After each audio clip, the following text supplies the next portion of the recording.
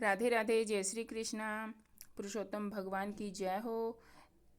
जय श्री हरि। आज पुरुषोत्तम मास का महात्म्य का 13वां अध्याय है और आज आप सुनेंगे अधिक मास में अध्याय 13 में एक दिव्य कथा जिसका मुख्य रूप से स्कंद पुराण में वर्णन है। पुरुषोत्तम मास के महात्म्य में प्राप्त होता है 13वें अध्याय में, जहाँ भगवान श्री हरि की भक्ति, वैराग्य और पुरुषोत्तम मास की अद्भुत महिमा का विस्तार से वर्णन किया गया है।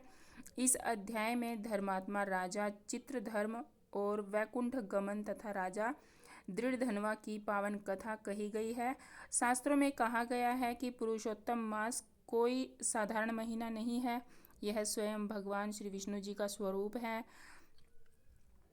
इस मास में किया गया जप तप दान स्नान कथा श्रवण कथा पठन भगवान का स्मरण जितना आप करते हैं तो आपके अनेक जन्मों के पाप जो है वो नष्ट होने लगते हैं। और जो मनुष्य श्रद्धा और विश्वास के साथ इस महात्म्य को सुनता है उसके जीवन में भक्ति का प्रकाश प्रकट होता है, उसके मन की अशांति शांत होने लगती है, दुखों का जो भार होता है हल्का होने लगता है और भगवान श्री हरि की कृपा धीरे धीरे उसके जीवन में उतरने लगती है। आज की यह कथा हमें यह सिखाती है कि संसार का वैभव, धन, राज्य, सुख सब यहीं पर रह जाते हैं, लेकिन भगवान का नाम स्मरण और भक्ति ही जीव के अंत समय तक साथ देती है। यह कथा वैराग्य की है लेकिन भागने की नहीं है। यह कथा जो है भगवान की शरण में आने की है। इसीलिए पावन कथा को पूर्ण श्रद्धा और भक्ति भाव से सुनिए।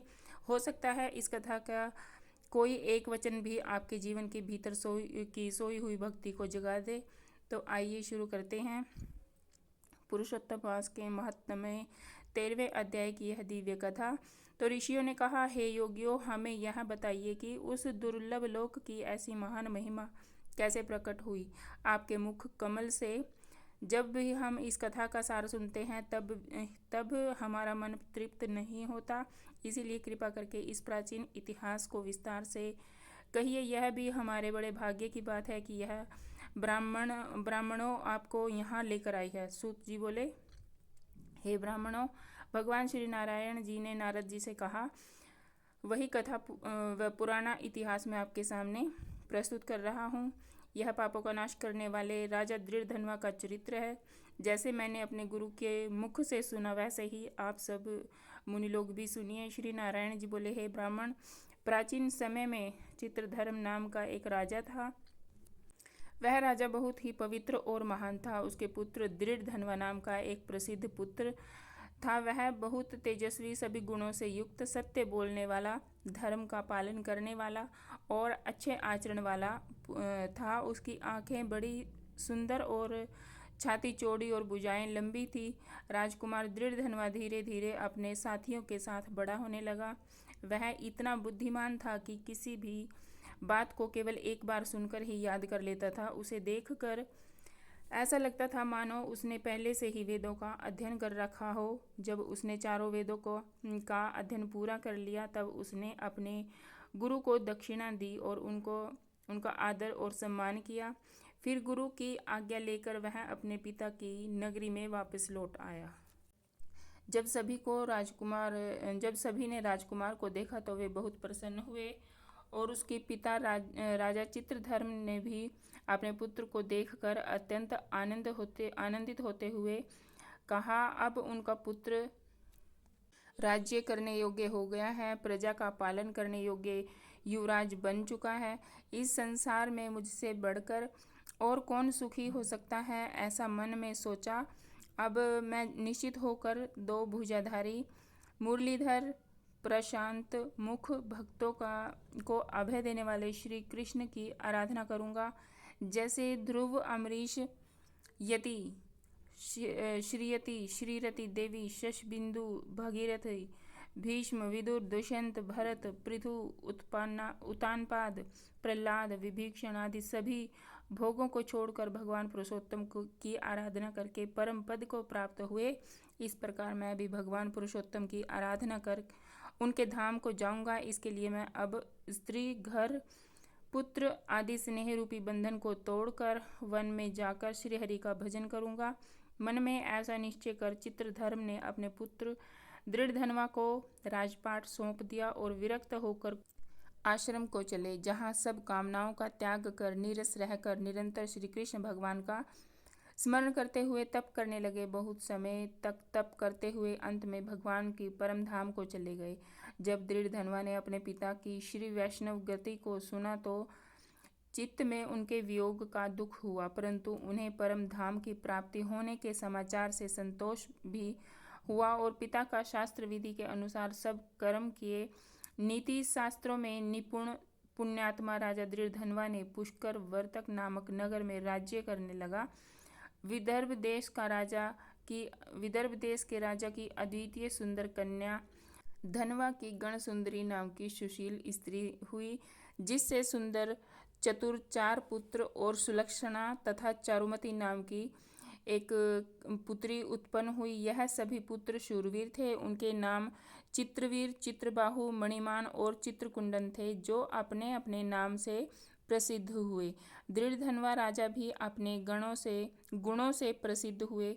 वह शांत, दृढ़ प्रतिज्ञा, रूपवान, गुण श्रीमान स्वभाव से, सुंदर, वेदों को जानने वाले, सभा में प्रिय बोलने वाले, शत्रुओं को जीतने वाले, क्षमा में पृथ्वी के समान, गंभीरता में सागर के समान, सत्ता में ब्रह्मा की भांति, कृपा करने वालों में महादेव के समान, एक स्त्री व्रत धारण करने वालों में दूसरे राम के समान, महापराक्रमी, श्रेष्ठ धर्मज्ञ, मानो दूसरे हैं वंशीय कर्तवीर, वीर के समान थे।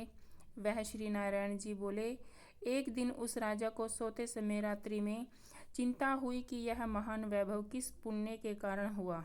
न मैंने कोई तप किया, न कोई दान किया, न कभी यज्ञ किया। इस सौभाग्य का कारण किससे पूछूं? ऐसा सोचते विचारते सारी रात बीत गई। सुबह ब्राह्मणों को दान देकर नमस्कार कर घोड़े पर चढ़कर तत्काल शिकार खेलने वन को चले गए। वहां बहुत से मृग, सुअर, सिंह, नीलगाय आदि का शिकार किया। वन में राजा दृढ़धनवा के बाण से घायल होकर एक मृग एक वन से भागता हुआ दूसरे वन को चला गया। तब राजा भी बाण चलाते हुए उसके रक्त से लथपथ मार्ग से उसके पीछे पीछे चले गए, किंतु मृग के कहीं छिप जाने से राजा उस वन में भटक गए। तब प्यास से व्याकुल होकर उसने एक सुंदर सरोवर देखा।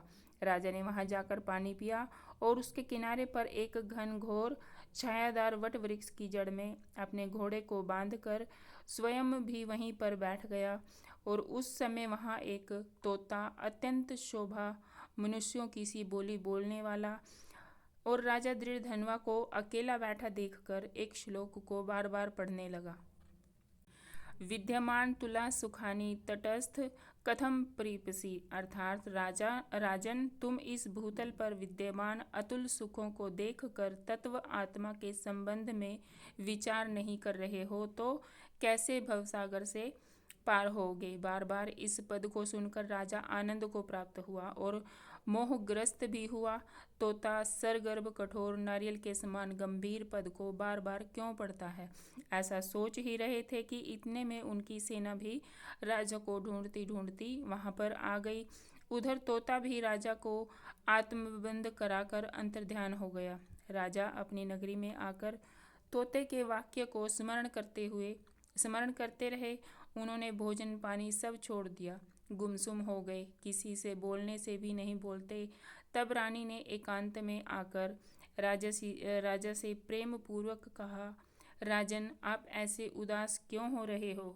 उठिए, भोजन पानी कीजिए और बातचीत कीजिए। इस प्रकार रानी के समझाने पर भी राजा देवताओं को भी दुर्लभ तोते के सत्य वचन स्मरण करता रहा, कुछ भी ना बोला। तब रानी व्याकुल होकर अपने पति से मानसिक दुख से अत्यंत पीड़ित हुई, क्योंकि कई प्रयास करने पर भी वह अपने स्वामी को कठिन चिंता के कारण को नहीं जान सकी।